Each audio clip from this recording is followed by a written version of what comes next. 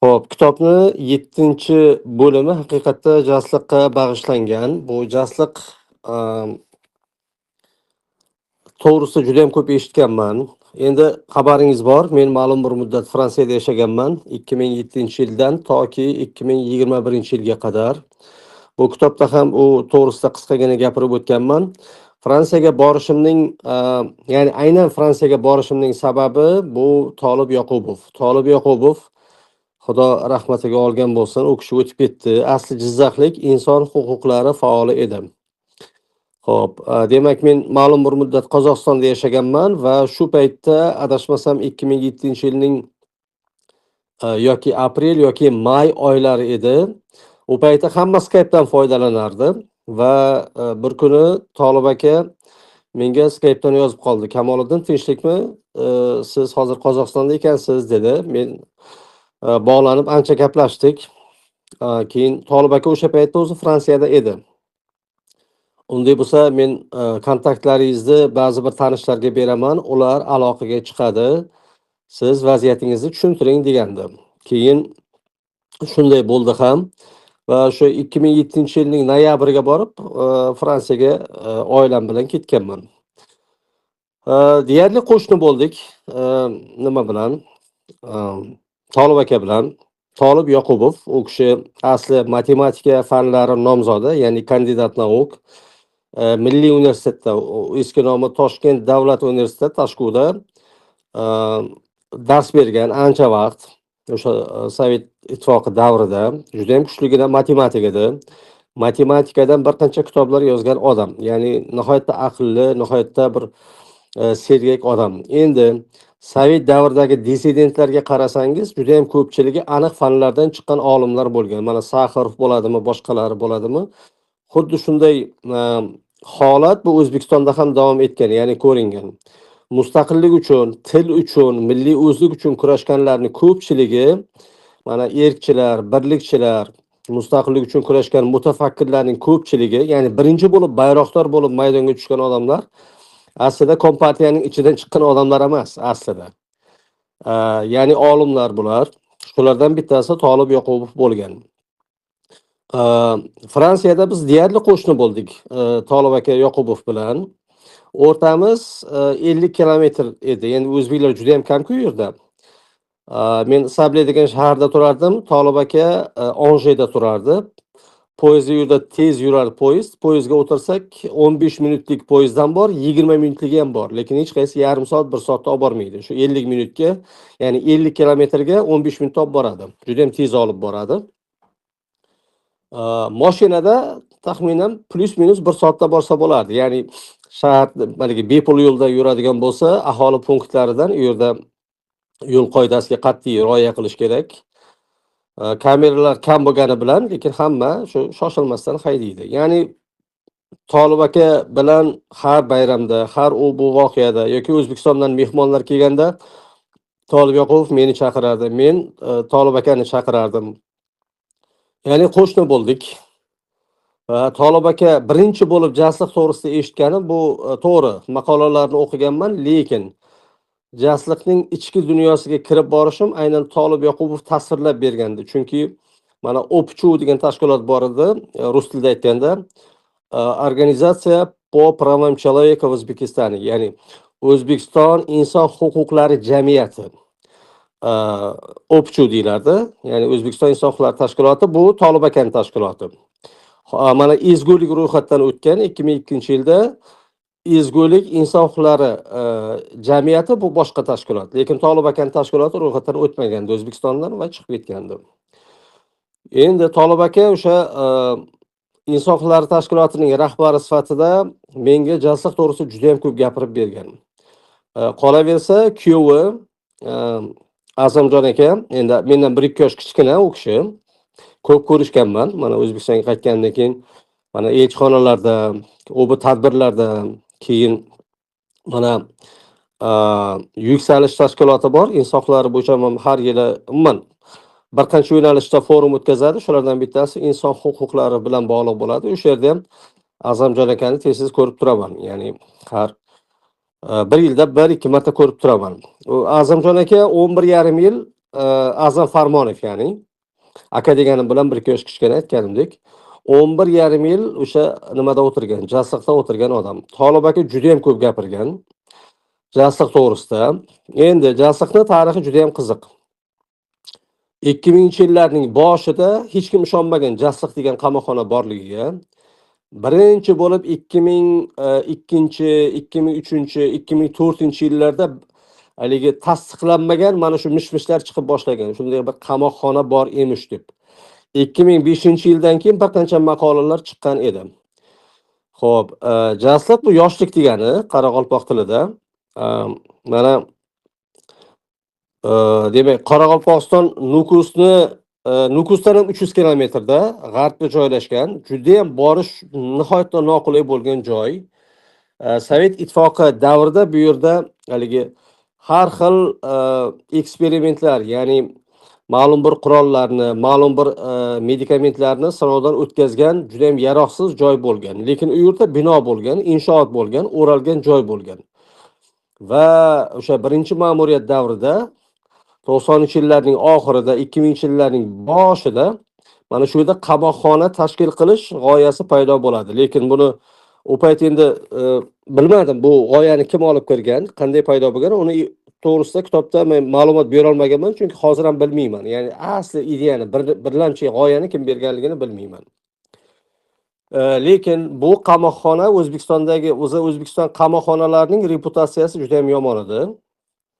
Chunki O'zbekistonda qiynoqlar tizimli, keng ko'lamli qo'llaniladi va davlatning siyosati hisoblanadi degan xulosalar berilgan.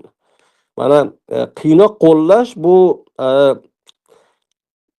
demokratik davlatlarda ham bo'lib turadi. Misol uchun, mana Amerikada Black Lives Matter degan kompaniya bo'lganda bir necha yil oldin, ya'ni o'sha siyosiy kompaniya, siyosiy targ'ibot yoki umummilliy harakat bunda qora tanli bitta odamni qamoqqa olish, qamoqqa ham olish emas, o'sha yo'lda to'xtatib uni nima qilish, qo'lga olish jarayonida bo'ynidan qattiq bosib turganidan keyin militsiya, ya'ni politsiya tomonidan bosib turilgandan keyin o'sha odam nafas ololmayapman deydidagin o'lib qoladi. Ya'ni politsiyaning shafqatsizligi bu odamning o'limiga sababchi bo'ladi. Yoki Parijda ikkita militsioner, ya'ni jandarmeriya yo'ldagi hijobli ayolni kuch ishlatib qo'lidagi qurol bilan pichoqlab qo'yadi. Ya'ni pichoqlab tashlaydi aslida. Ular o'sha ongli qilishadi. Ya'ni bu jamiyatdagi fobiyani yoki boshqalarga nisbatan ksenofobiyani ko'rsatadi. Odatda militsiyaga, jandarmeriyaga, politsiyaga men Fransiyada yashaganimda ko'p gaplashganman. Ba'zi bir sobiq jandarmeriyada ishlagan odamlar bilan gaplashganman. Nima shu yerdan ishdan ketdingiz desa, atmosfera juda ham yomon. Muttasil jinoyatchilik bilan to'qnashib, odam o'zi izdan chiqib ketadi. Odamlarga faqatgina salbiy qaraydigan bo'lib qoladi. Beradigan oyligi juda ham past. Ya'ni bu Fransiyada ham borda endi. Boshqa joylarga nisbatan juda katta oylik berib yormaydi, lekin xalq bilan kurashib, xalq bilan tirashib, odam bir odamovi yovvoyi bo'lib ketadi degan bir fikrlarni ham aytgandi. Sebastian degan bir tanishim bor edi. O'sha yana boshqa tanishlarim ham shunaqa Fransiyada aytishgan. Xo'p, demak, kuch ishlatish yoki qiynoq qo'llash bu har qanday jamiyatda bo'lishi mumkin bo'lgan narsa, lekin u davlatning siyosatimi va davlatning siyosati bo'ladigan bo'lsa, qanchalik davlatning siyosati degan savol paydo bo'ladi. Davlatning siyosati degani mana shu qiynoqlarni davlat biladi. Ikki holat bo'lishi mumkin. Birinchisi bilib bilmaslikka oladi, ikkinchisi yashirincha qo'llab-quvvatlaydi. Qiynoqni bosinglar deydi, bularni qiynanglar deydi, bularni yo'qotinglar, bularni deydi faqat o'yligi chiqsin deydi. Mana bu davlat siyosati bo'ladi. Lekin davlat siyosati bo'lmagan holatlarda bu shaxslarning o'sha frustratsiya deymiz, g'azablanishi, charchashi, ehtirosga berilishi natijasida bo'ladi. Odatda huquqiy davlatlar qiynoqlarni oldini olish uchun juda ham yaxshi o'ylangan, mana psixologlar, huquqshunoslar yordamida ma'lum bir instruksiyalar ishlab chiqqan. odam qizishib ketmasligi uchun, misol uchun dopros ya'ni so'roq qilayotgan paytida ham politsiya yoki tergovchi kimdir birov qizishib ketadigan bo'lsa, instruksiyaga ko'ra uni birdaniga o'sha jarayondan chiqarishadi. Bo'ldi, sen qizishib ketding, sen o'sha buzyapsan, zarar keltiryapsan, ehtirosga berilding degan ma'no pozitsiya paydo bo'ladi. Agarki o'sha so'ralayotgan odam, ayblanuvchi odam o'sha tergovchi manfaatdor bo'lsa, masalan, tergovchining yaqin do'sti yoki qandaydir qarindoshi bo'ladigan bo'lsa, bunday tergovchi o'sha odamni so'roq qilishga qo'yilmaydi. Neytral odam qo'yilishi kerak. Chunki tergovchi agarki uni jinoyatchi deb ishonadigan bo'lsa, uni asoslashga, isbotlashga harakat qiladi. Germaniyada bitta eksperiment bo'lgan, juda ham qiziq. Bu to'g'risida kinolar ham bor. Germaniyani o'zini ham dunyo davlat mana psixologiya bo'yicha. Universitet, tasavvur qiling, taxminan 50 ga yaqin student bo'ladi va o'qituvchi, professor aytadiki, bitta ijtimoiy eksperiment qilamiz deydi. Men hozir to'liq kartinani salgina adashtirishim mumkin, lekin mohiyati, ya'ni mazmuni o'zgarmaydi. Aytadi, 2 ga bo'linamiz deydi. Ya'ni talabalar 2 ga bo'linadi. Talabalarning teng yarmi mahbus bo'ladi. Ikkinchi yarmi politsiyachi bo'ladi. Ya'ni tergovchi yoki qamoqxona nozirlari bo'ladi deydi. Va bir necha kun davomida mana shu o'rtadagi munosabatni modellashtiramiz deydi. Hamma aytadi, juda ham qiziq eksperiment bo'ladi, yaxshi deydi. Mana sen mahbus bo'lasan, sen nozir bo'lasan. Mahbus, ya'ni shunday nima bilan tasodifiy bir nima bilan, u faqat ayollar yoki erkaklar emas, faqat bitta joy emas, maksimal aralashgan holatda. Eksperiment 2 hafta, 1 oy davom etishi kerak bo'ladi. Lekin eksperiment juda ham tez tugaydi. Chunki eksperiment boshlanishi bilanoq o'sha mahbuslar tabiiy ravishda o'zining qadr qimmatidan kelib chiqib, nozirlarning aytganini qilishni xohlamaydi. Mana jarayon boshlandi va nozirlar mahbuslarni qayta tarbiyalashga, o'zlarining irodasiga bo'ysundirishga harakat qiladi. Hamma qamoqxonada shunday. Ya'ni qamoqxona bu erkinlikdan mahrum qilish joyi. Va shuning uchun hamki o'sha nozir bo'lgan studentlar mahbus studentlarga aytadiki, mana siz mana shunday qilishingiz kerak, mana shunday qilishingiz kerak. Ya'ni bu yarim soatlik, 1 soatlik emas, bu bir necha haftalik eksperiment bo'lishi kerak bo'ladi. Va ko'p o'tmasdan tugaydi. Nima uchun? Chunki nozirlar mahbus studentlarga eksperiment jarayonida ularning tafakkuridagi bu shunchaki o'yin, bu shunchaki eksperiment degan vaziyatdan ko'chib, haqiqiy mahbusga bo'layotgan munosabatdek kuch ishlatish, qahr-g'azabli munosabatda bo'lish, bizda aytganimizni qilmayapsan sen axir degan bir munosabat shakllanib ulguradi. Va ko'p o'tmasdan professor bu nimani to'xtatadi, ya'ni o'qituvchi eksperimentni. Chunki o'rtada urush paydo bo'ladi, janjal paydo bo'ladi. Hattoki juda ham kuchli do'pposlashuvlar, kuch ishlatishlar paydo bo'ladi. Mana jasliqda ham bu to'g'risida bir fikrlarni aytganman. Sigmund Freud bu 20-asrdagi juda ham kuchli psixolog, psixoanaliz yo'nalishining asoschilaridan bittasi. To'g'ri, psixologiyada yo'nalishlar ko'p. Sigmund Freudning bitta gapi bor. Agar insonga boshqa insonning jasadi yoki taqdiri ustidan to'liq nazorat berilsa, bu birinchisi. Endi ma'nosini aytyapman. Ikkinchisi, jamoatchilik nazorati bo'lmaydigan bo'lsa, ya'ni men bilganimda qila olaman, hech kim ko'rmayapti degan bir munosabat paydo bo'lsa, nazorat qiluvchida, hukmdorda yoki hukmini o'tkazayotgan tarafda shahvat va libido paydo bo'ladi. Uni o'zini irodasiga bo'ysundirish, uni ekspluatatsiya qilishga. Va mana shuni oldini olish uchun dunyoda mana shu qamoqxonalar ustidan juda ham kuchli nazorat bo'ladi. O'zi butun dunyoda qamoqxonalar eng yomon joylar. Mana ham aytadi Amerika, lekin Amerikaning eng yomon nimalaridan bittasi, har bitta shtatda juda ham mashhur qamoqxona bor, qamoqxonalar bor. Va u bir marta ishonch to'g'risidagi suhbatda ham aytgandim. liberal demokratik dunyoda qamalganlarning soni bo'yicha, qamoqxonalar soni bo'yicha Amerika mutlaq lider. Ya'ni Yevropa davlatlariga qaraganda, boshqa liberal demokratik davlatlarga qaraganda Amerikada qamalganlar ham ko'p, qamoqxonalar ham ko'p. Va qamalganlarning soni har 100 mingta odamga nechta odam to'g'ri kelishi bilan o'lchanadi va Amerika bu borada juda ham katta o'rinlarda egallaydi. Hozir aniq raqamlarni eslata olmayman va bu bilan jamiyatda trashuv kuchli ekanligini, odamlar o'rtasida jamiyatda haligi o'zaro ichki nizolarni hal qilish instituti yoki kelishuv institutlari, kelishuv muloqoti juda ham past yoki yo'q ekanligini ko'rsatadi. Ya'ni odamlar jizzaki, odamlar bir-birini sudga beradi, odamlar bir-birini qamashga juda ham moyil bo'lgan jamiyatlar. Ya'ni ko'p tarkibli, ko'p sivilizatsion jamiyatlar plus Amerikadagi o'tmishdan shakllangan bir tomondan erkinlik, ikkinchi tomondan o'zliklarning muttasil to'qnashuvi. Bu boshqa masala. Xo'p.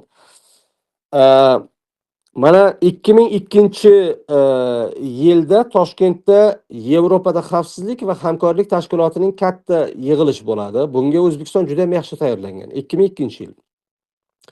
Haligi YBR deymiz, Европейский bank развития и rekonstruksiya, Yevropada xavfsizlik va hamkorlik tashkiloti va uning banki.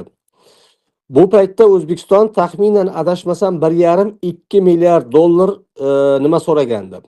Investitsiya so'ragandi. Mana hozir O'zbekistonda investitsiya bilan umuman problema yo'q, chunki dunyoda arzon pullar bor, qimmat pullar bor. Misol uchun davlatning reputatsiyasi yomon bo'lsa, oddiy, davlatlar ham odamlarga o'xshaydi. Agar siz qarz olib, qarzni vaqtida to'lamasangiz, vaqtida bera olmasangiz yoki o'sha nimani reputatsiya yomon bo'lsa, odamlar sizga qarz berishni istamaydi. Qarzni vaqtida olib, chiroyli qilib vaqtida qaytaradigan bo'lsangiz, davlatlar ham xuddi shunday. Va o'shanda YBR, ya'ni Yevropada xavfsizlik hamkorlik tashkiloti va uning banki Markaziy Osiyo davlatlariga adashmasam 2 milliard ming undan ko'proqmi pulni o'sha kelib berib ketishi kerak edi. Bu bankning tarixi qiziq. Mana Ester qulagandan keyin o'sha 90-91-yillarda Fransiyaning prezidenti François Mitterrand G'arb davlatlarini yig'adigan aytadi. Mana hozir Ester quladi. Bizning eng katta dushmanimiz edi. Xo'p, endi butun tizim qulaydi. Ichkaridan shu paytgacha shakllangan iqtisodiy model izdan chiqadi. Odamlar juda ham qiynaladi. Chunki bitta tizim qulab, hali ikkinchisi shakllanmagan payti, haligi Konfutsiy aytgan, dushmanimga ham ravo ko'rmayman, islohotlar davrida yashashni degan. Nima uchun desa, islohotlar davrida deydi, hamma narsa buzilgan bo'ladi, yangisi qurilmagan bo'ladi. Odamlar nima qilishni, qanday qilishni, qayerga boshini urishni bilmaydi deydi. O'shaning uchun Konfutsiy shunaqa deb aytgan, dushmanimga ham ravo ko'rmayman, islohotlar davrida yashashni. Xo'p, François Mitterrand aytadiki, mana Ester quladi, davlatlar, xalqlar juda ham qattiq qiynaladi va ma'lum bir muddatdan keyin kelinglar Esterni tiklaymiz degan ovoz yoki ovozlar, qarashlar kuchayib boradi deydi. Shuning uchun kelinglar bitta bank tuzaylik. Yevropada xavfsizlik hamkorlik tashkiloti doirasida mana shu YBRning banki bo'lsin, Yevropani tiklash va taraqqiyot banki. Va mana shu bankka hammamiz pul tashlaymiz. O'sha Esterdan mustaqil bo'lgan davlatlar qiynalayotganda arzon kredit beramiz. Ya'ni foiz stavkasi juda ham past bo'ladi. Bu dunyo darajasidan ko'ra qulayroq bo'ladi deydi. Misol uchun 1%, 2% bo'ladigan bo'lsa, bu juda ham arzon pul. 3% bo'ladigan bo'lsa ham qimmat emas. Lekin 5% dan 7% gacha bu o'rtacha. 7% dan yuqorisi bo'lsa, bu qimmat bo'ladi. Mana 1 milliard olib, mana Yaponiyaga o'xshagan boshqa davlatlar arzon pullarni olaveradi. Nima uchun? O'sha pulni oladidagin xalqiga, iqtisodiyotiga sochib yuboradi. Uni 3%ligi misol uchun. 3%i davlatlar, Yaponiya kabi davlatlarga yerunda. Nima uchun? Chunki undan iqtisodiyot orqali 10, 12, 15% daromad oladi. Va 3% ni to'lab beradi, qolgani iqtisodiy o'sishga, demak, xizmat qilgan bo'ladi. Va mana shu bank, demak, François Mitterrandning taklifi bilan Yevropani tiklash va taraqqiyot banki Toshkentga 2002-yilda mana shu 2 milliard 3 milliard pul bilan kelgan edi. Mana shu Markaziy Osiyo davlatlariga bo'lib beramiz. Hozir dokladlarni eshitaylikchi deydi o'sha bankirlar. Shunda Theo van Boven, bu BMTning inson huquqlari bo'yicha oliy komissari, qiynoqlarga qarshi nimasi, dokladchiga. va yana boshqa mutaxassislar. Ular doklad o'qiydi. Bu yerda Qozog'iston bor, O'zbekiston bor, Tojikiston, Qirg'iziston, Turkmaniston hammasi og'ziga qarab o'tiribdi. Karimov haligi qulog'iga naushnik taqib olgan, o'sha yerda eshityapti. Va shunda demak Claire Short degan aslida Britaniya taraqqiyot vaziri O'zbekistondagi vaziyatni tasvirlab beradi. Teovan Bovin ham O'zbekistondagi qiynoqlar to'g'risida katta doklad qiladi va shunda birinchi bo'lib jasliq to'g'risida gap ketadi. Va shunda Karimov o'sha naushnikni eshitib o'tirganda, uni televizorda ko'rgandim. Hamma uni ko'rgan. Juda ham ko'pchilik ko'rgan. O'sha paytda kimki siyosatga qiziqsa hamma ko'rgan. Karimov shunday naushnikni oladidagi stol ustiga otib yuboradi. Ya'ni o'sha kameraga tushib qoladi. O'sha paytda onlayn uzatilayotganda O'zbekiston tarixida juda ham kam bo'lgan. Birinchi ma'muriyat davrida onlayn nimalar, uzatishlar. Ya'ni bilmagan ular shunaqangi bir salbiy munosabat bo'lishini. Karimov eshityapti, boshqasi uzib tashlamaydi. Keyin shu bir suhbat chiqadi, keyin Karimov naushnikni otib yuborgandan keyin ko'p o'tmasdan onlaynni uzib qo'yishadi. Bu 2002-yilmidi, 2003-yil bo'layotgan voqea. Toshkentda bo'lyapti bu yig'ilish. Va aynan shu yig'ilishdan oldin tarixiy voqea yuz beradi. O'zbekiston bamisoli inson huquqlariga katta bir qadam tashlayotgandek, mana Abdurahmon aka Tashanov boshchilik qilayotgan ezgulik ro'yxatdan o'tgan o'sha payt bitta o'zi. Shu paytga qadar mana ezgulik o'sha paytda ro'yxatdan o'tgan, oxir paytlar ro'yxatdan o'tgan va O'zbekiston buni mana biz qadam tashlayapmiz degan bir ko'rsatish maqsadida ro'yxatdan o'tgan edi. Xo'p, shunda jasliq masalasi ko'tarilgan edi. Jasliqda boshida 500 ta, keyin 700 ta odam saqlash maqsad qilingan.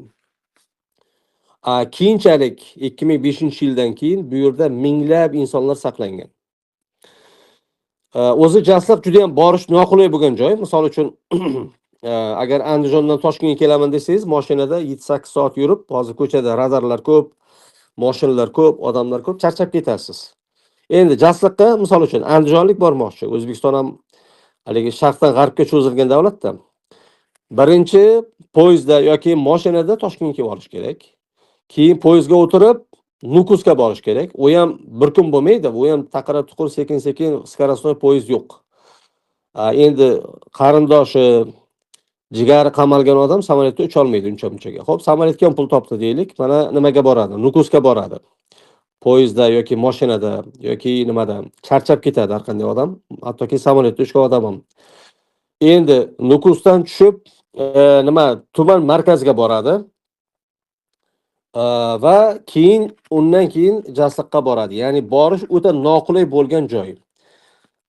Atrofda hech qanday ko'kalamzor yo'q. O'zi biz bilamiz, Qoraqalpog'istonning katta hududi bu cho'l hududi. Yozda +50 gradusgacha issiq bo'ladi yerda.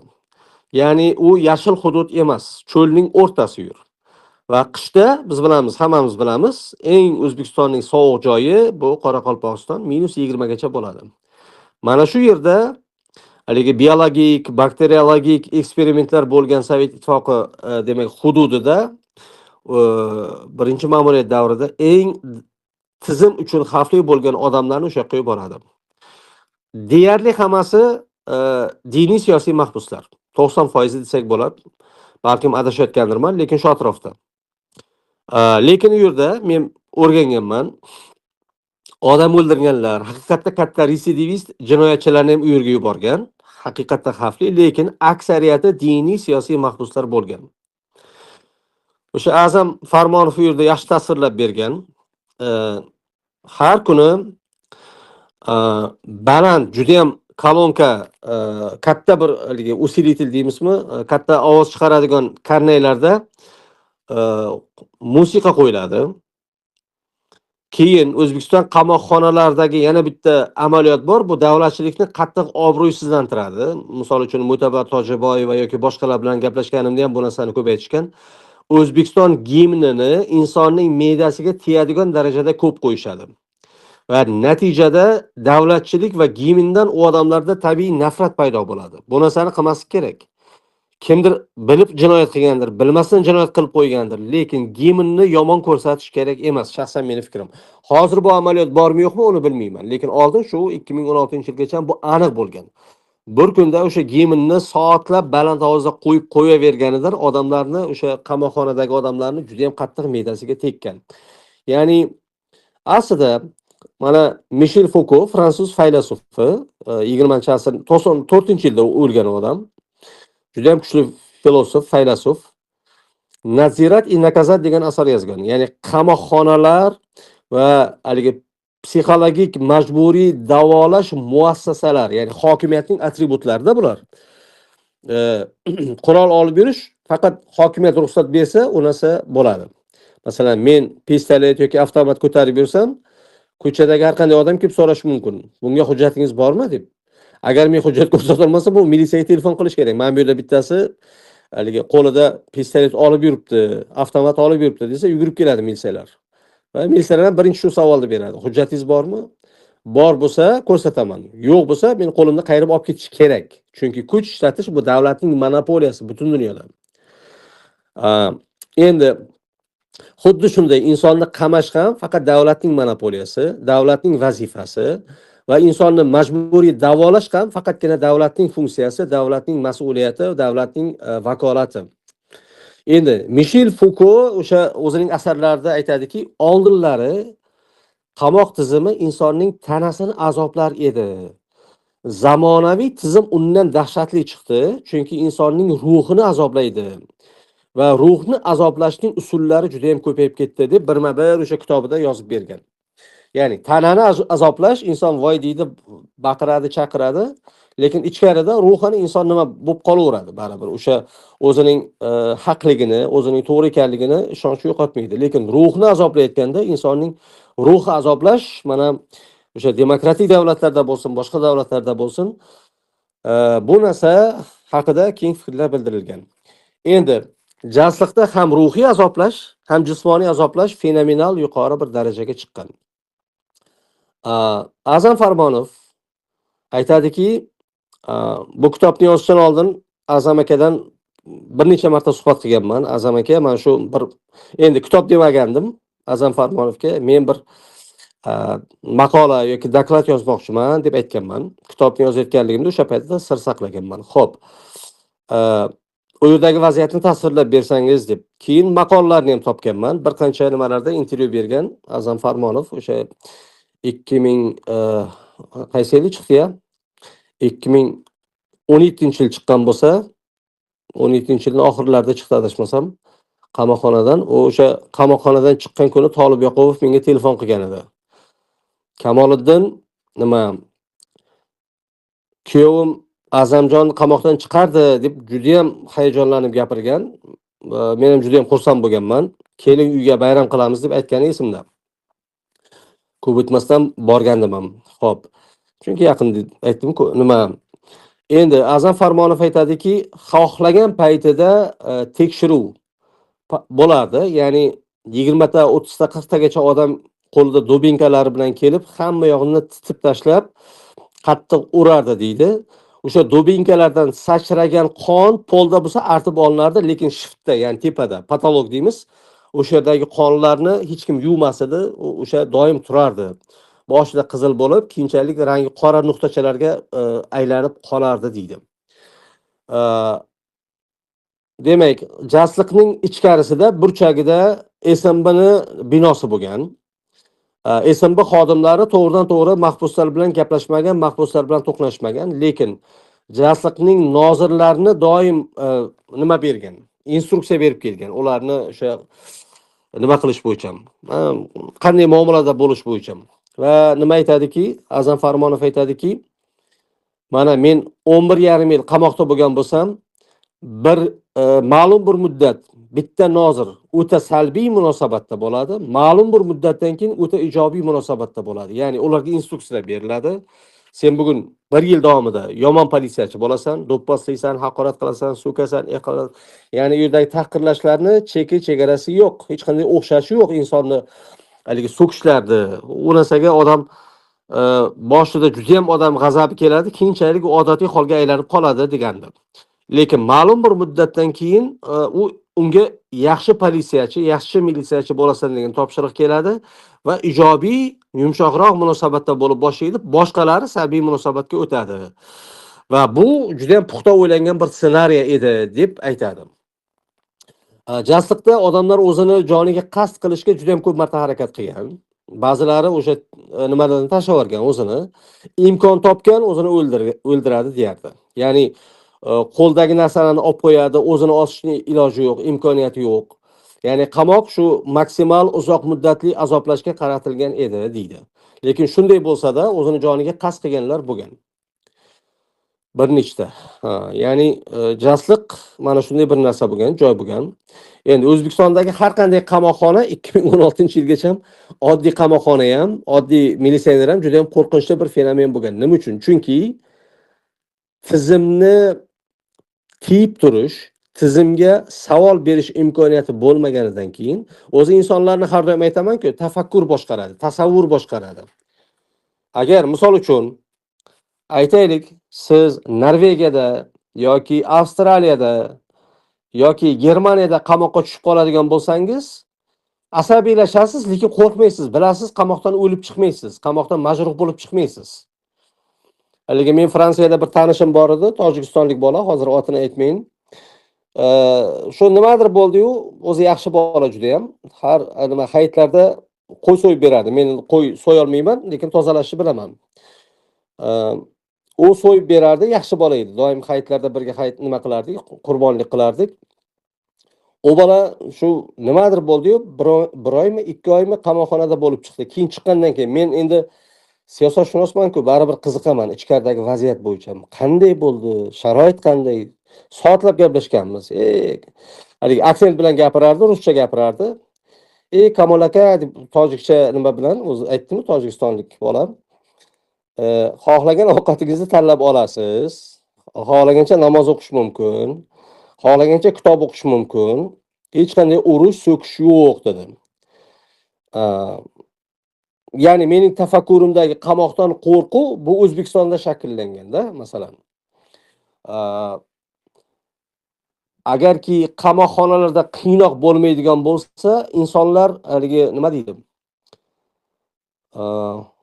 Ya'ni bu tizimga bo'lgan haligi insonni suyagi qaltiraydigan darajadagi qo'rquv tabiiy ravishda yo'qolib boradi va tizimga bir tomondan ishonch ham shakllanib boshlaydi, chunki qamoqda qiynoq yo'q-ku, baribir o'ldirmaydi-ku degan narsa. Lekin shunday bo'lsa-da aytish kerak. Mana yaqinda ham Kattaqo'rg'onda o'sha qamoqdan bitta odamning o'ligi chiqdi. Men haligacha bu nima deydi? Tizim o'zgarganiga ishonaman, lekin insonlarning o'sha qamoqxona tizimidagi insonlarning haligi to'laqonli huquqiy madaniyati shakllanganiga ishonmayman. Chunki bu narsani men o'zim yaxshi tasavvur qilaman. O'sha odam ularni qo'lga tushgan militsionerlarning muomalasi qanday ekanligini yaxshi bilaman. Nozirlarning muomalasi qanday bo'lishini yaxshi bilaman. Bir ikkita tanishlarim bor. Uzoq muddat o'sha Kattaqo'rg'ondagi, o'zim Samarqand viloyati Ishtondamman. Kattaqo'rg'on qamoqxonasida ishlagan bolalarni yaxshi bilaman. Ular tez pensiyaga chiqadi. Endi pensiyaga chiqqandan keyin ham o bolalar bilan gaplashsak shunaqa tez qizishib ketadi. Emasam u qamoqda o'tirgan odam emas, qamoqda ishlagan odam. Ya'ni haligi psixikasi, ko'pini psixikasi joyida bo'lmaydi ularni. O'sha qamoqxonada ishlaganlarni. Bilmadim, ya'ni odam endi kimdir birov ishlash kerak, balkim oyligi jozibadordir, oyligi yaxshidir, oyligi kattaroqdir, unisini bilmayman. Lekin shu vaqtda ishlagan bolalar bilan gaplashsa ham odamlar aytadi, ha bu sal o'sha yerda ishlab sal nima tez qizishadigan, asabiylashadigan bo'lib qolgan deb aytgandi. Endi O'zbekiston qamoqxonalarida qamalib ma'lum bir muddat o'tirib, keyinchalik chetga chiqib ketgan odamlar bilan juda ham ko'p muloqotda bo'lganman. Men e'tibor bergan narsam 1 yilmi, 2 yilmi, 3 yilmi, 4 yilmi yoki undan ko'proqmi muddat qamoqxonada o'tirgan bo'lsa, u odamlar haligi tez portlab ketadi.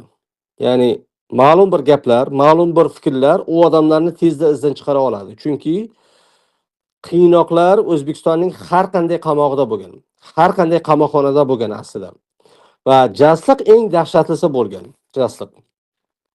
Bu kitobda haligi Aleksandr Dyumani Graf Monte-Cristosdan bir nimani keltirganman, parchani. Uni juda ham yaxshi ko'raman. O'sha parchani u Fransiyada paytimda ham o'sha videolarni o'sha filmdan qirqib olib qo'yganman. Edmond Dantesni qamoqxonaga olib kelishadi. Edmond Dantes qisqagina endi. Balkim hamma kitobni o'qigandir yoki kinosini ko'rgandir. Kорабльda yordamchi bo'ladi, kapitanning yordamchisi. Kapitan nimadir bo'lib qoladidagi uni qutqarish uchun haligi Elba oroliga kiradi. U yerda Napoleon qamoqda bo'ladi. Va o'sha inglizlar Napoleonni yiqitgandan keyin Elbada qurshovda qamoqda ushlab turadi, o'sha haligi qochib ketmasin deb. Lekin kapitan o'lgandan keyin kechasi Napoleon u bilan ozroq gaplashadi, Edmond Dantes bilan. Va Napoleon uning qo'liga qog'oz beradi. Mana shuni Marselga borganingda mana shu qog'ozni bitta odam so'rab keladi. Shunga berib qo'yasan deydi. Va demak, graf Edmond Dantesning yaqin do'stlari bu narsadan xabardor bo'ladi-dagin, keyin uni nimaga aytib beradi. Yangi siyosiy tizimga, Marseldagi haligi politsiyaga deymizmi, jandarmeriyaga aytib beradi. Va prokurorga keladi kechasi. Prokuror olib keladi-dagin, nima bo'ldi deydi, hamma gapni aytib beradi. O'qishni bilasanmi deydi. Nima yozilgan ekansa, yo'q, o'qishni bilmayman deydi. Harfni ham tanimayman deydi. O'qishni haqiqatan bilmagan bo'ladi. Keyin aytadiki, bu xatni egasi kim ekanligini bilasanmi deydi. Ha, bilaman deydim. Va ism familiyasini aytadi. O'sha prokurorning otasi bo'ladi. Prokuror o'zining otasini, yana kimdir biladimi bu gapni deydi. O'sha familiyani kimdir birovga ayting desa, yo'q, hech kimga aytganim yo'q deydi. Faqat Napoleon menga aytdi, men hozir sizga aytayapman deydim. Va prokuror otasi ekanligini biladi, chunki otasi Napoleonning nimasi ekan, generali bo'lgan bo'ladi. Napoleon hokimiyatda paytda. Endi Edmond Dantesni yo'qotish uchun uni Elbaga tashlaydi. Va Elbaga deyman, nimasiga, qamoqxonasiga. Bu orolning ichida bo'ladi, juda ham qattiq strogi, eng dahshatli o'sha paytdagi qamoqxona bo'ladi. Buni bir amallab olib keladi. U tushunmaydi boshida nima bo'layotganligini, hech ishonmaydi. Hozir chiqib ketaman, bu yerda xato bo'lyapti, xato anglashilmovchilik bo'lyapti deb, chunki bilmaydi-ku prokuror uni otasi haqida gap ketayotganligini. Keyin uni yillar davomida qamoqxonada o'ylaydi, keyin tushunadi nima bo'lganligini. Shunda qamoqxonani boshlig'i bilan suhbat bo'ladi. Va Edmond Dantes aytadi, bilaman, bu gapni 1000 marta eshitgansiz. Boshqa hamma mahbus aytgan bo'lish kerak deydi. Lekin meni aybim yo'q rostdan ham deydi. Shunda qamoqxonani boshlig'i aytadi, aniq bilaman, sen aybing yo'q deydi. Edmond Dantes ustundan kulyapsiz-a deydi. Yo'q deydi. Ustundan kulayotganim yo'q deydi. Bilasanmi nima uchun ustundan kulmayapman? Aniq aybing yo'qligini aytaymi deydi. Ha, ayting deydi. Fransiya bo'ylab minglab qamoqxona bor deydi.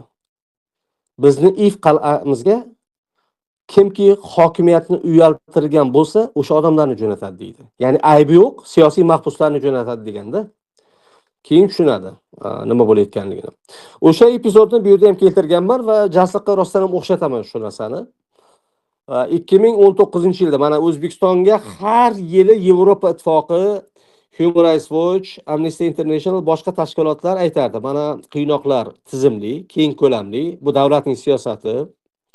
Vaqti bilan birinchi ma'muriyat davrida qiynoqlar qo'llanishda ayblangan odamlar ishdan olingan, militsionerlar. Bu 4 ta, 5 ta, lekin ommaviy emas. Ba'zilar qamalgan ham, qo'lga tushib qolgan, nimadir bo'lgan, shu kimdir birovni jazolash kerak bo'lgan, o'sha payt tushgan. Lekin kuch ishlatish, qiynoqlar ommaviy ravishda davom etavergan. Siyosiy tizim jasliqni yopishni o'ylagani ham yo'q edi aslida. 2019-yilda mana nima aytadi? Bir epizod bor aytmoqchi, kitobda yaxshi keltirilgan, uni qisqartirdim. Azam Farmonov aytadiki, 27-avgustdamikin, ya'ni 2016-yil, 28-avgustdamikin deydi. To'satdan rejim o'zgarib qoldi qamoqxonada deydi. Konsertlar qo'yilardi, konsert to'xtatildi. Telekanallar uzib qo'yildi, axborot berilmadi. Hammani o'sha peredachalar bo'ladi. Ya'ni ovqat olib keladi, birovlar ko'rgani keladi, navbatma-navbat. U qamoqxona jasliq eng strogi rejimdagi qamoqxona bo'lgan va rejim darajasiga qarab oldiga o'sha qarindoshlar, urug'lar kelishi, ziyorat qilishi erkinroq yoki qattiqroq bo'ladi. Jasliqda eng kamida. Hattoki o'sha xat yozishni ham ustimizda nozirlar turardi. Bitta ruchka, bitta bir varaq qog'oz berardi, tepamizda turardi deydi. Agar xatni o'qib ko'rib, haligi ularga yoqmaydigan problemalarimiz haqidagi gap bo'lsa, shunday ko'zimiz oldida yirtib tashlardi deydi.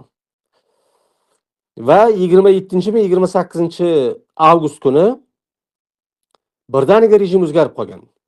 Telekanallar uzilgan, u yerda radio yo'q, u yerda hech kim telefon olib kira olmaydi.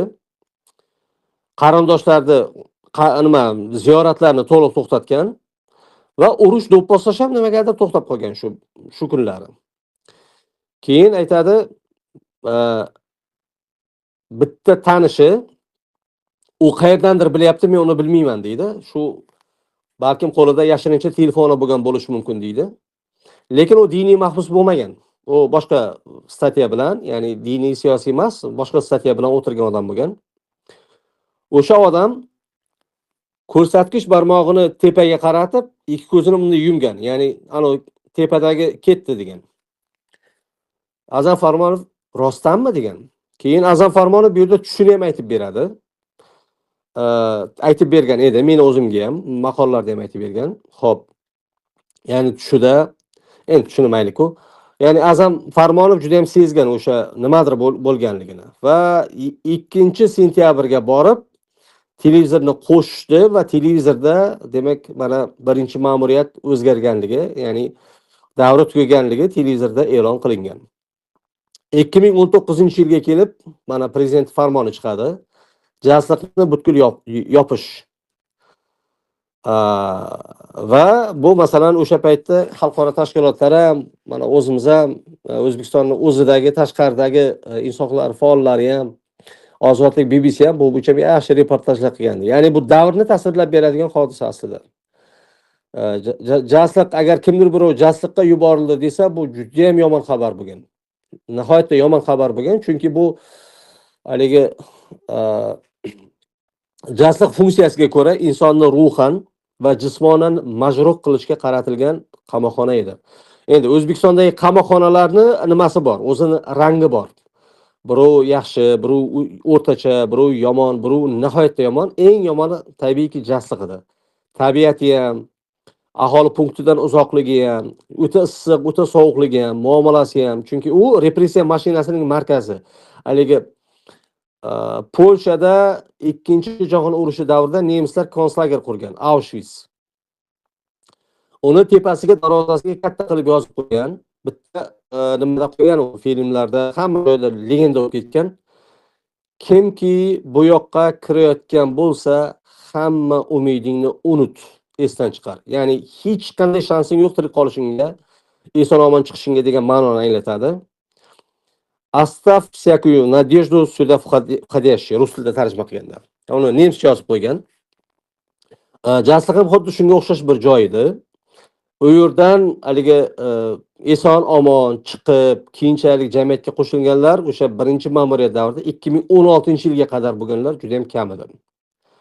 Ana undan keyin yopildi, Xudoga shukr yopildi. Lekin men masalan aytgan bo'lardim, Jasliqqa o'xshagan joylar bu muzey bo'lishi kerak. Mana bugun Auschwitz muzey, katta muzey. U yerdagi pechlar bor, u yerdagi nimalar bor. Mana Jasliq yopildi, SMBning binosi buzib tashlandi tak tomiri bilan. Endi meni qarashim bu yopilishi, SMBning binosi funksiyasi to'xtatilishi bu juda ham yaxshi, lekin muzey bo'lib qolsa undan ham yaxshi bo'ladi deb o'ylayman masalan. Men o'zi oldin ko'p aytganman, haligi o'sha bizni tafakkurimizdagi qo'rquv mashinasi, katta xatolarni ifodalovchi albatta muzey bo'lishi kerak. Xotira markazlari bo'lishi kerak. Nima uchun mana shunday holatlar bo'ldi va buni oldini olish uchun nima qilishimiz kerak degan bir katta eslatuvchi, o'ylatuvchi, o'ylantiruvchi joylar, muzeylar, asarlar, ya'ni milliy tarixiy xotiramizni shakllantiruvchi institutlar albatta bo'lishi kerak. Xo'p, yana nima? Jasliq to'g'risida aytsam bo'ladi. Xo'p, savol-javoblarga o'taylik. Agar menda birorta fikr kelib qolsa, yana gapiraveraman. Kamoliddin aka, rahmat kattakon. Demak, savol javob qilsak. Xo'p, Boburjon aka, marhamat, savol berishingiz mumkin. Savol beruvchilar ko'p, hurmatli tinglovchilar, iltimos savollar qisqaroq bo'lsin. Boburjon aka, Assalomu marhamat. alaykum. Assalomu alaykum. Va alaykum assalom. Bu turdagi qamoqxonalar davlat tashqi reputatsiyasiga, keyin ichki tizimiga ta'sir qiladi dedingiz. To'g'ri, tushundik. Sud tizimiga ham ta'sir qilar ekan. Hozir men bu Zigmund Freydni psixoanalizini biroz gapirib o'tdingiz. Men boshqacharoq tushungan ekanman-da. Yani zo'ravonlik bo'lgan jamiyatda shahvat kuchayadi deb boshqacharoq tushuntirganman. Bu bir-biriga odamlar urushib, boyagi keyin har xil jinsiy buzuqliklar ham kuchayadi degan nima tushunuvdim-da. Bu Faqat mening zo'ravonlik haqida yo'q. Bobur aka, uzr gapingizni bo'ldim. Tak. Faqat zo'ravon jamiyatlar haqida gap ketmaydi. Zigmund Freyd aytadiki, har qanday insonda va har qanday jamiyatda o'sha seksual libido, uzr bu qo'pol so'zlar, psixologiyada bu normal so'z. Ya'ni seksual libido bo'ladi. Faqatgina siyosiy tizim yoki vaziyat shunga imkoniyat berganida inson o'zining mana shu haligi buzuq tabiatini ko'rsatishi mumkin. Shuning uchun siyosiy tizim haqida, ijtimoiy nazorat haqida ko'p gap ketadi. Lekin bu faqatgina avtoritar, diktatura jamiyatlarda demaydi. Mana ko'ryapmiz-ku, ana Epstein misolda. Mana Epstein juda ham yaxshi bir misol bo'ladi. Huquqiy davlatmi Amerika? Huquq ishlaydimi? Ishlaydi. Hokimiyatlar bo'linishi bormi? Bor. Saylovlar demokratikmi? O'ta demokratik. Hokimiyatlar o'zgarib turibdimi? O'zgarib turibdi. Ommaviy axborot vositalarining tishi bormi? Juda ham tishi bor. Sud hokimiyati mustaqilmi? Mustaqil. Lekin Epstein faylini ko'ring. Butun bir elita aynan nima aytganidek, Zigmund Freyd aytganidek, o'sha seksual libido bo'lib ham, masalan, uzru yosh katta ayollar tiqilib yotibdi, bular pedofil hammasi. Ya'ni bular jamiyatdagi erkinlik beradigan ne'matlardan qoniqmasdan boshqa narsa izlayapti. Ya'ni noqonuniy, ekstremal nimalardir izlayapti-da. O'shaning uchun Zigmund Freydni asarini chuqurroq o'qisangiz, aslida bu faqat avtoritar jamiyatlar yoki zulmkor jamiyatlar haqida gap ketmaydi. U universal psixologiya haqida gap ketadi. Hammada bor bo'lgan narsa haqida gap ketadi. Kattakon, Ro'zboy aka, marhamat, savol berishingiz mumkin. Assalomu alaykum Kamoliddin aka. Adashmasam, Azam akani yozishmalari chiqib ketadi Jastig'da. Haligi qon bilan yozishmalari tarqab ketadi. Mana shunda ularga hech qanday o'sha yerda chora ham ko'rib olsa bo'lardi. Nima uchun shunday qilinmagan deb o'ylaysiz? Yo'q, Azam Farmonovga ko'p qiynoq bo'lgan. Bo'lib ham qiynoqlar boshqalarga nisbatan Azam Farmonovga ko'proq bo'lsa ko'proq bo'lgan. Endi Azam aka bilan gaplashganda bu bilasizmi, qamoqxonada o'tirgan odamga sizni urdimi deyish juda ham noto'g'ri-da. Endi bu sal etika bilan ham bog'liq. Lekin mana Tolib Yoqubov boshqalar ko'p gapirib bergan. Masalan, ba'zi bir faollarni suv bilan kuydirishgan, ba'zilari o'lgan, tirik qolganlari ham bor. Hozir ismlarini ayta olmayman, chunki odamlar Toshkentda yashaydi u odamlar. Suv bilan kuydirishgan, boshqa qiynoqlar bo'lgan.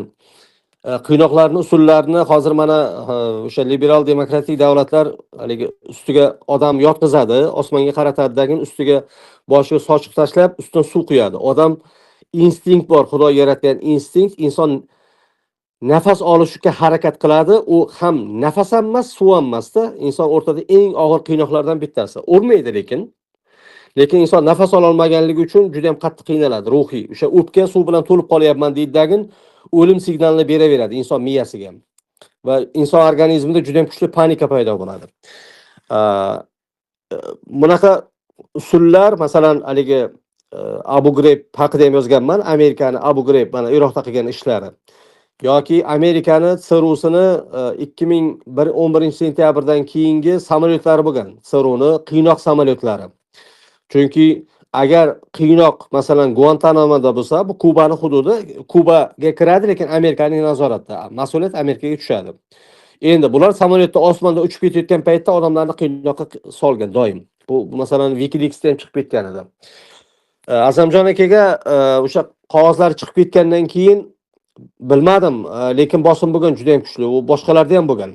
Ba'zan indamay qoladi, ma'lum bir muddat, keyinchalik nazoratni, bosimni, qiynashni kuchaytiradi, lekin kamaytirmaydi aslida. Mana 2016-yilga qadar kimki xorijiy ommaviy axborot vositalari, Ozodlik, BBCni kuzatsa, uzog'i bilan bir hafta, 2 haftada qamoqdan o'lik chiqqanligi to'g'risida xabarlar chiqardi. Odatiy holida, judayam. Eng ko'p o'lik meni nazarimda, eng ko'p o'ligi chiqqan ijtimoiy guruh bu Hizb ut-Tahrir. Keyin boshqa bir islomiy guruhlar yoki shaxslar. Ya'ni bu odatiy holida o'sha ularni ichkarida qiynab o'ldirish. Va bu endi bilasizmi, hattoki inson terrorist bo'lganda ham yoki diniy ekstremist bu problema bor, yo'q emas. Men yo'q demayman. Haqiqatdan masalan men o'zim Facebookda mana hozir suhbat qilyapmiz. Bloklaganlarimning yarmi o'sha diniy tamg'a bosuvchi, o'ta bir radikal. Endi men o'z so'zda aytishni yoqtirmayman, lekin o'sha shaxsiyatga o'tib tahqirlaydigan insonlar yo'q emas, bor unday insonlar. Lekin bu ular o'zlari vaziyatning qurboni aslida. Chunki insonning psixikasi joyida bo'lsa, kayfiyati yaxshi bo'lsa, yaxshi yeb ichib, uy-joy normalniy bo'lsa, inson normal bo'ladi. Kimdir birov normal emasmi, bu aslida vaziyatning qurboni kamida.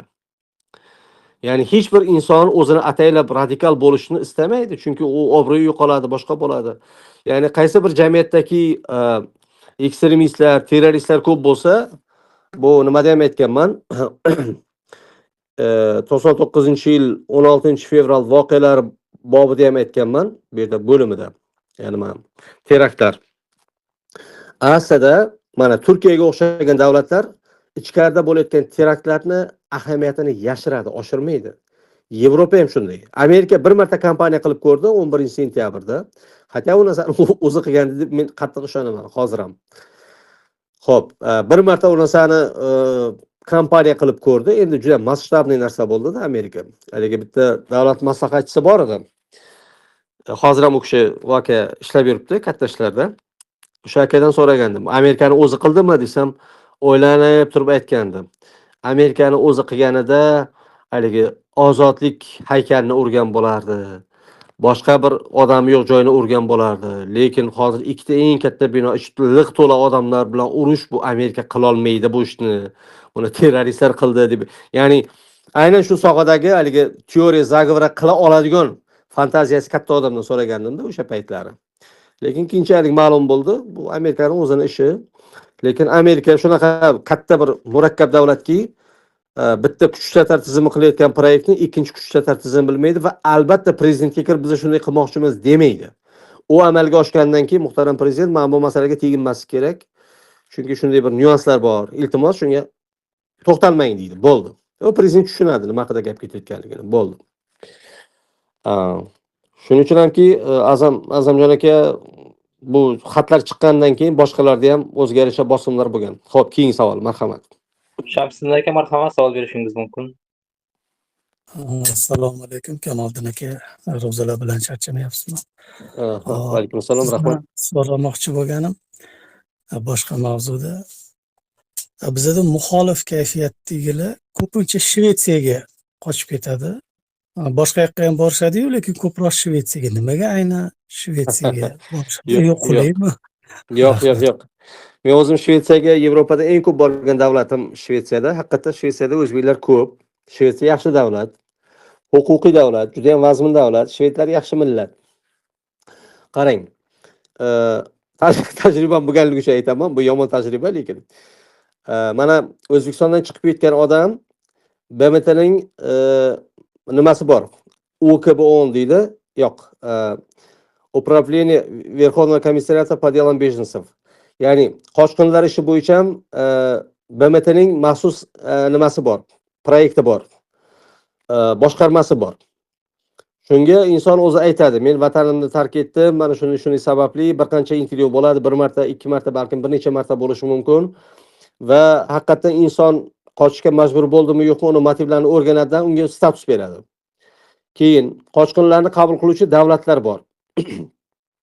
Endi misol uchun Fransiyaga o'xshagan, Amerikaga o'xshagan davlatlar bular nima desam ekan, injiq davlatlar. Germaniya ham xuddi shunday. Ya'ni diniy motivlar bilan qochgan odamlarni olmaydi.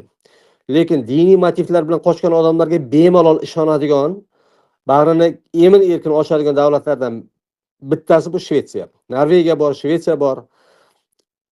Amerika ham oladi, nisbatan kamroq oladi. Fransiya imkon qadar olmaydi. Mana Fransiyadan diniy motivlar bilan chiqib ketgan odam yo'q O'zbekistondan, misol uchun Fransiyadan.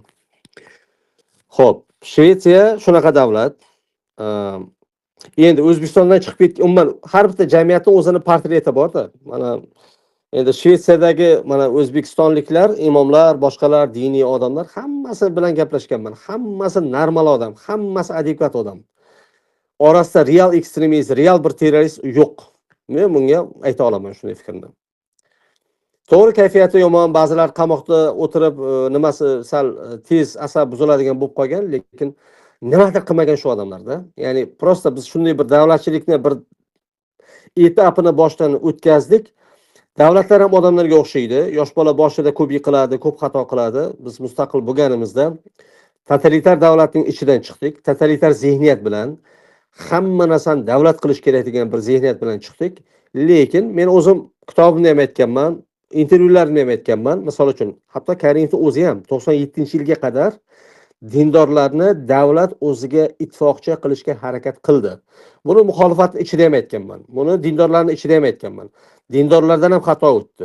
Dindorlar ham bu nima qilmasligi kerak edi. Endi hech kimda tajriba yo'q edi-da, oqibati nima bo'lishini. Davlat ham bildi oqibati nima bo'lishini. Davlat o'zini reputatsiyasini yo'qotdi.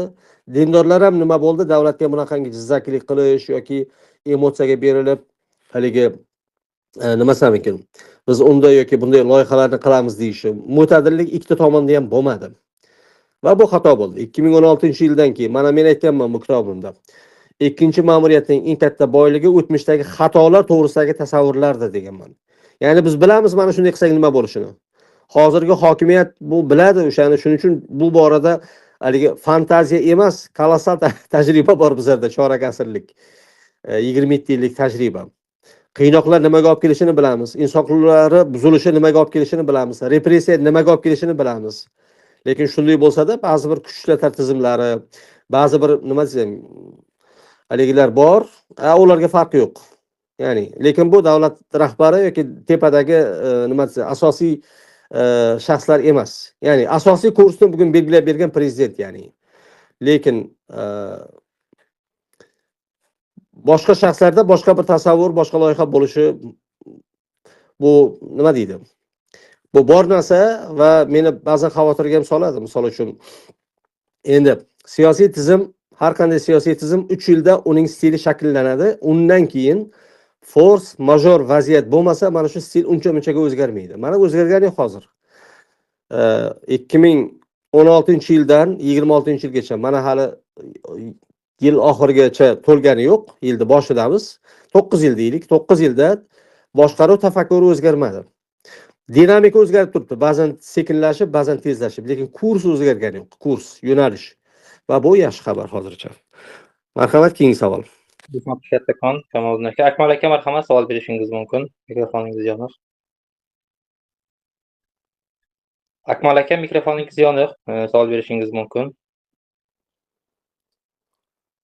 Assalomu alaykum hammaga. Va alaykum assalom, marhamat. Kamoliddin aka, savol shuki, shaxsiy psixologiya va oilaviy psixologiyadan ta'limi bor yoki tushunchasi bor odam har xil mayda-chuyda yoki bo'lmasa o'tkinchi nimaga berilmasdan real vaziyatni to'g'ri baholab, o'sha vaziyatga nisbatan real chora ko'ra oladi-da. Bizda mana shu ta'lim yoki mana shu narsa bo'yicha propaganda yo'qligini hisobiga mayda-chuyda boyagi haqiqiy hayot bilan kurashish bilan bog'liq narsa yo'qligini hisobiga mana shunaqa qamoqqa tushib boshqa qilish, shu narsalar Karimovning davrida ataylab qilinganmi yo qanday tushuntirsam, aholini fikrlashiga qanchalik e'tibor berilgan? Endi Akmal aka, agar konkret birorta bir misol bersangiz, fikringizni to'liqroq tushunar edim. Birorta misol bering, aynan nima nazarda tutayotganingizni. Aynan misol uchun bizda choyxona yoki bo'lmasa boshqa hamma o'zini hayotiy kun tartibiga berilib ketgan, obdan o'zini tanasiga singdirib olgan narsa choyxona yoki bo'lmasa choyxona Bundan tashqari bu 4 ta bola yig'ilib qolsa ham borib o'sha nimaga bir yerda o'tirib yeb ichib maishat qilish haqida o'ylaydida. Fikr dunyo qarash shunaqa bo'lib qolgan negadir. Ha. Mana shu narsalarni cheklaydigan, real hayot bilan shug'ullanib iqtisodiyotda yoki rivojlanishga hissa qo'shadigan fikrni yo'q-da o'sha narsalar. Tushundim. Fikringizni tushundim Akmal aka. Ha. Rivojlanishni nega odamlarni o'rgatmagan demoqchiman. Xo'p, endi bilasizmi, Karim juda ham murakkab odam edi.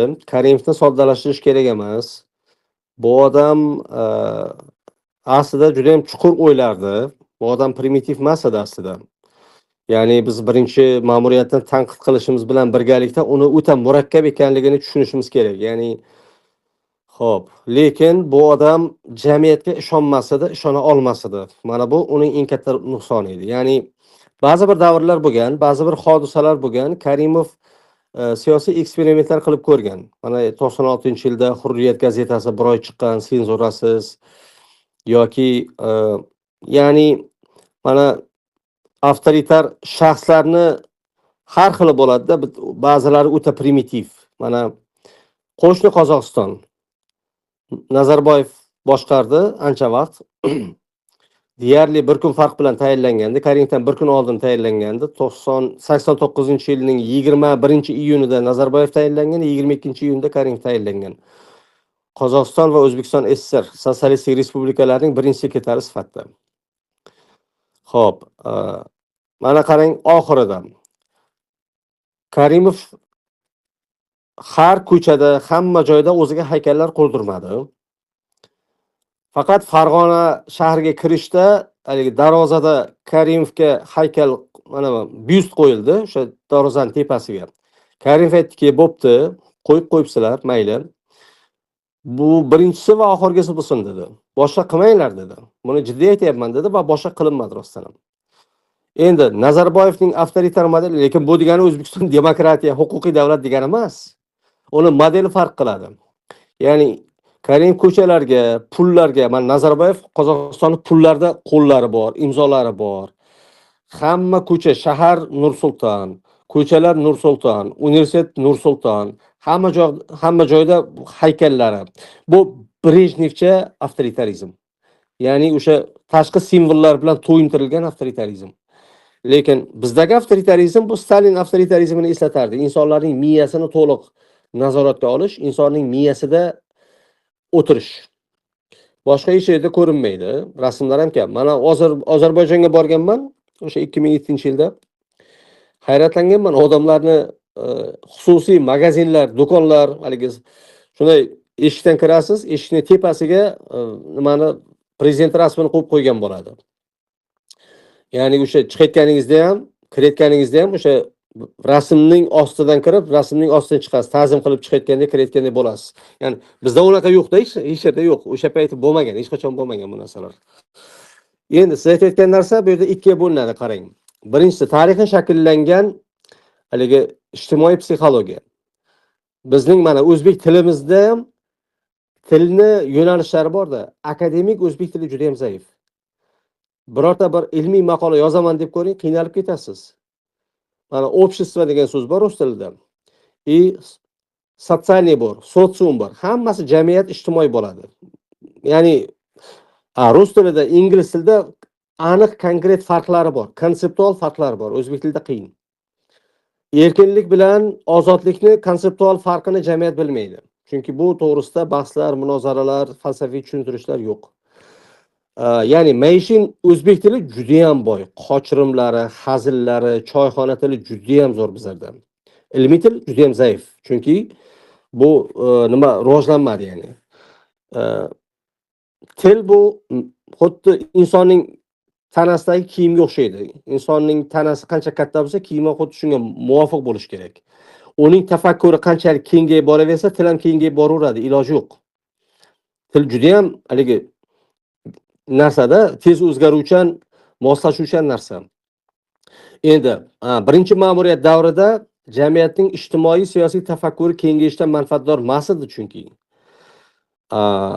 Va shuning uchun hattoki politologiya, siyosatshunoslik fan sifatida olib tashlandi. Siz uni hali bu millatimizni haligi psixologiyasidagi ma'lum bir unsurlarni aytasiz. Ya'ni bu hokimiyat ko'rdi, harakat qilib ko'rdi boshida, qarasa ma'lum bir nima e, o'zining moyilliklari bor, o'zini o'zgarish niyatida emas, keyinchalik olib tashladi. Siyosatshunoslikni ham olib tashladi, siyosiy bilimlarni ham yo'qotib tashladi.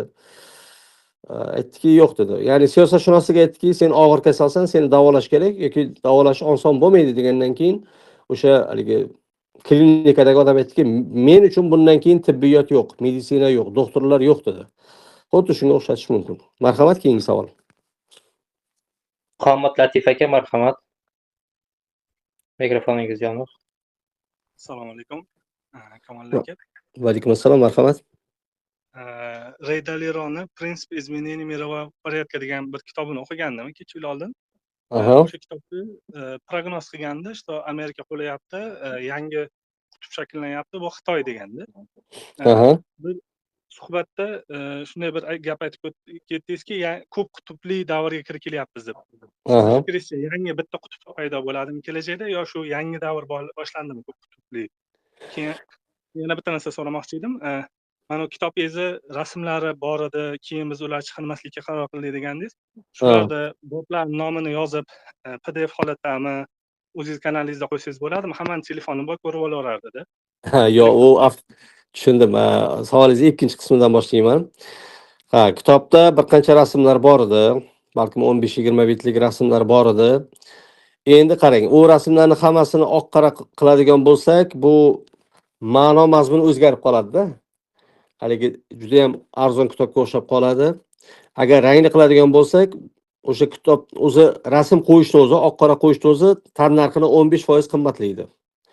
Endi uni rangli qiladigan bo'lsak, bu 25% qimmatlaydi. Ya'ni aytaylik, bugun 89 ming sotilayotgan kitob avtomatik ravishda 120 ming, 130 mingga chiqib ketib qoladi. Uni do'konlar 150 ming sotish kerak. O'shaning uchun rasmlarni olib tashlashga qaror qilgan edik. Endi qarang, agar hozir uni birorta bir shaklda tarqatadigan bo'lsam, buni nashriyot, bu yerda o'sha distribyutorlar, ular bankrot bo'ladi. Chunki elektron varianti nima deydi, avtorskiy pravo degan narsa bor, u bitta menga tegishli emasda. Mendan tashqari bu kitob chiqargan nima bor? Nashriyot bor, distribyutorlar bor. Ular masalan katta energiya sarflagan, boshqa sarflagan va elektron variantini tarqatish masalan ularni ham meni ham manfaatimga to'g'ri kelmaydi. Agar men masalan tarqatib yuborsam, bitta odamga bersam ham, keyin tarqalib ketadigan bo'lsa, ular meni sudga berishga haqqi bor. Chunki biz bu kitobni chiqardik. Mana siz tarqatib yubordingiz elektron variantini, demak biz bankrot bo'ldik yoki sarflagan xarajatimizni, sarflagan nimamizni chiqara olmadik degan narsa bor. Endi rasmlar juda ham katta bir o'zgarish qilmaydi. Ba'zi bir nima deydi, diafragmalar bor edi, ba'zi bir nimalar bor edi, chizilgan diagrammalar bor edi. Men uni so'z bilan ham tushuntirib bera olaman aslida. Kitobda tushuntirilgan bu narsa. Xo'p, Rey Dalioning qarashlari bilan yaxshi tanishman. Bu odam ancha mashhur. U yaqin keyingi 400 yildagi 3 ta imperiyani keltiradi. Ispaniyani, Gollandiyani va Angliyani.